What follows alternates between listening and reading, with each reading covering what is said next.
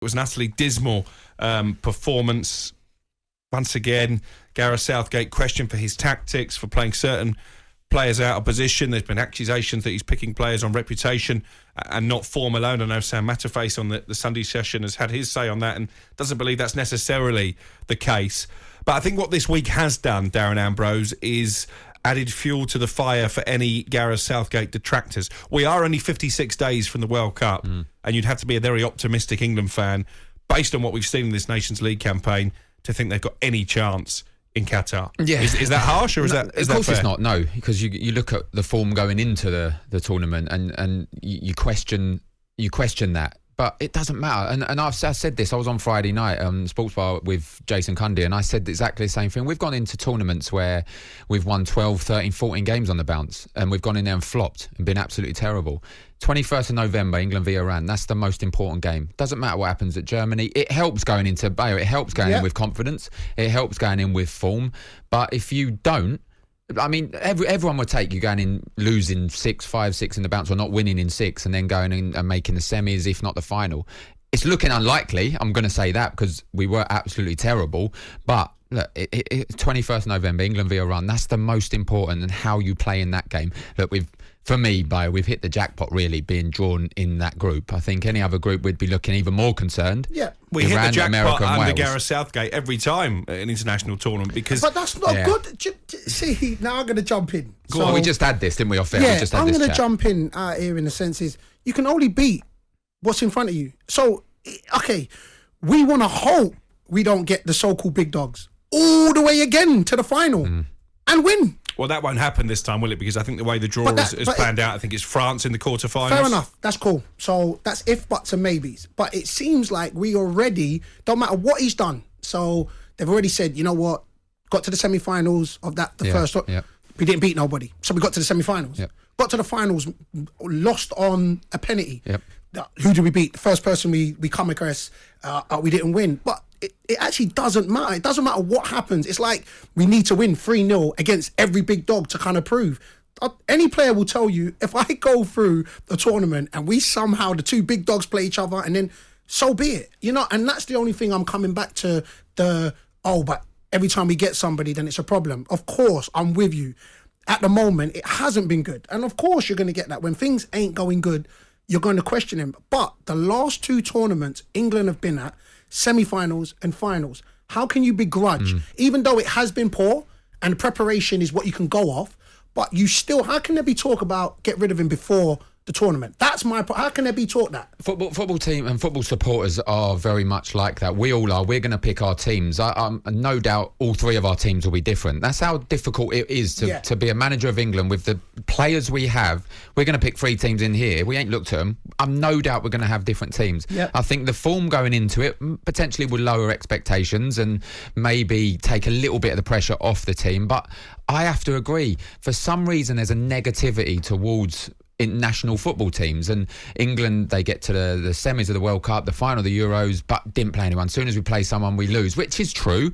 But even Harry Kane won Golden Boot. Well, how many penalties did he score? It seems like there's a negative vibe straight away. And look, the form going into it isn't helping with the vibe going into the tournament, which you'd have hoped they'd have won all the Nations League games, but they haven't. We just got to...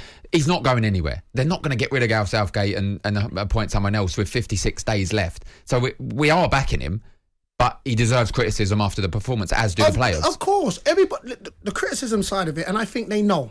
Players know, first and foremost, that we've underachieved. They know that. Nobody's saying, and that's what we're doing. We're debating and we're talking, and we've all got opinions.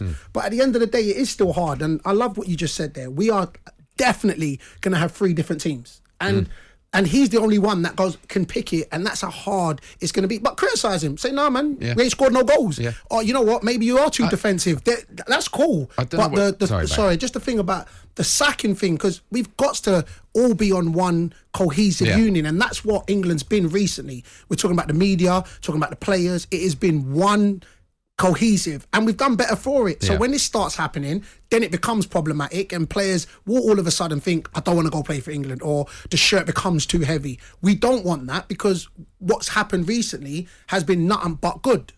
Yeah, I mean, for you, Crookie, I want to ask you, because you're a journalist, you've interviewed many people. That was the only thing that was concerning me, was the interviews, particularly with Gareth and Harry Maguire at the end of the game. Some of the things they were saying, I wrote a few down at the time. One, they're scratching their heads because of the ability they've got and why it didn't happen. They're on the right track. They were very close not to lose faith. And Harry Maguire said they had great control of the game versus Italy. I mean, that's clearly been said because they both were on the same wavelength. So do they believe that, do you think? Because I didn't see them having no control of the game against Italy. I'll go back actually to something. I think it was Harry Kane who came out after they'd been hammered by Hungary in the last round of Nations League games. And he said basically that England fans have short memories. They should remember, what we've done as a group of players. And obviously with that, he means the semi-final of the European Championships. The semi-final of the World Cup, yeah. the final of the European Championships. And I get that, but you have to live in the here and now. And I mentioned there, we are only 56 days away from a World Cup. This is a World Cup like no other. There aren't any warm-up matches. There's no more preparation games. This game against Germany on talkSPORT tomorrow night is the last time that Gareth Southgate will get to see his players in a match situation. I think Southgate's attitude from the outset when it's come to this Nations League campaign is that it doesn't matter. We're treating these matches as almost meaningless friendlies. It's all about what we do in Qatar, which is what Darren Ambrose has said. I think that's dangerous. I think if you go into this World Cup undercooked, suffering from a bit of confidence crisis, maybe the fans aren't as behind you, I think they need a performance against Germany tomorrow night to start to rebuild the momentum that has been lost since that penalty shootout defeat to Italy. And I'll lay my cards on the table. I'm not a massive advocate of Gareth Southgate as an international manager. I didn't think he had the credentials when you look at his club management career to get the job in the first place. I think he was parachuted into a very difficult situation. It came a lot earlier than he would have expected when he was working with the under-21s. Has he been a success? To a certain extent, he's reunited the fans and the players. And I think, as you've already alluded to, that hasn't always been the case. You look at the golden generation, there was a big disharmony between fans and players. So he's done that very well. I think he's got the majority of the media on side. But they lost to Croatia in a semi-final. Croatia went on to get hammered by France in the final. They should have beaten Croatia. He made mistakes in that game tactically. Didn't react to what the Croatian coach was doing in terms of his substitution. So I do think that's on Gareth Southgate. You get to a final of a European Championships, a home tournament effectively, against an Italy side who months later don't qualify for the World Cup. This is not a great Italian side. It wasn't a great Italian side that beat England in midweek. And again, it was almost history repeating. They take the lead, they sit back, they invite the Italians back into the game, and Gareth, as a manager, has no answers. And then he makes the changes before the penalty shootout. You're bringing on players who haven't kicked a ball. Their first kick in the game is a penalty shootout that's going to determine if your country win their first major tournament since 1966. I thought that was poor management. So ultimately, is there a better man than Gareth Southgate to do the job? Yes, in my opinion. Who is that man? Well, that's a more difficult question to answer because you can throw Graham Potter in there. Will he leave Chelsea now? Highly unlikely. Don't you think he would be You could throw Eddie Howe in there. Would he leave Newcastle? Highly unlikely. Are they both better managers than Gareth Southgate? So is that your question? Yes. So for me, off of that, I think both of them very good managers, and I think they probably both would do well in the England setup. I'm not knocking, but you said that you think Gareth Southgate was parachuted. If Graham Potter left Chelsea now, you wouldn't think that was a crazy quick rise for him to be England manager from where he's been off his CV. He's proven himself in the Premier League. But Gareth Southgate's proven himself as an international manager. He's got to the semi-final and the final. How much more? When the draws have both opened up for him. What was that? They didn't beat anybody at the World Cup or the Euros who you wouldn't expect them to beat.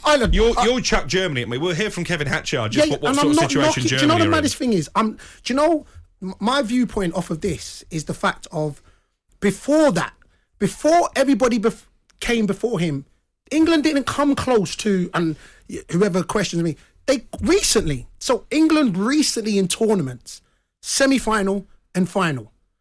Now, after that, you then want to now depict what they did to get there. But they still got to a semi-final of a tournament and a final of a tournament as players, as English players, as well as what they've done prior or what they haven't done prior.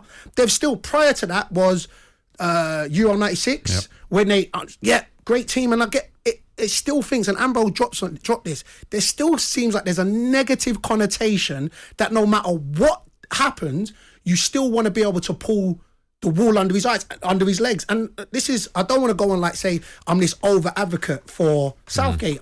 I'm just basically saying, you saying that there could be a better man. Cool, I'm not even knocking that.